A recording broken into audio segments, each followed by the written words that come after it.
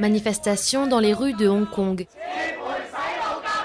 Près de 90 000 parents, enseignants et élèves défilent pour protester contre le gouvernement de cette ancienne colonie britannique, revenue à la Chine il y a 15 ans.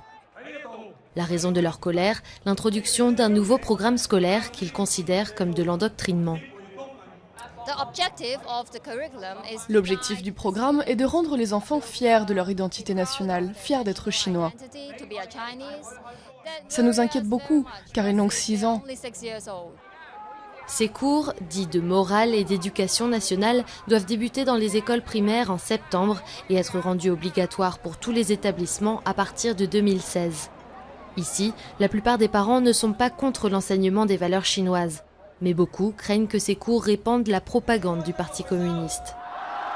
La brochure qualifie le gouvernement de Pékin de dévoué, stable et progressiste et fait l'impasse sur des événements historiques comme le massacre de Tiananmen.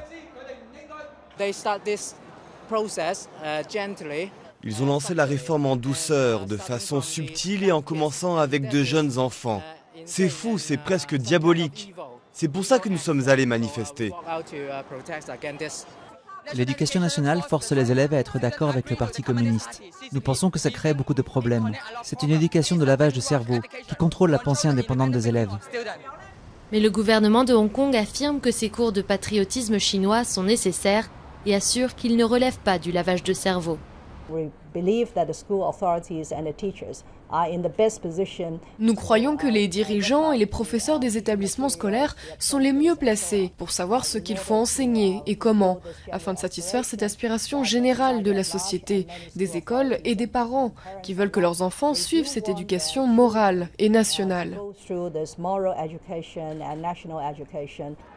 Troisième importante mobilisation en quelques mois, cette manifestation est le dernier signe en date du sentiment de gêne croissant à Hong Kong. La population, qui jouit d'une liberté de parole inconnue en Chine continentale, supporte mal l'influence de Pékin.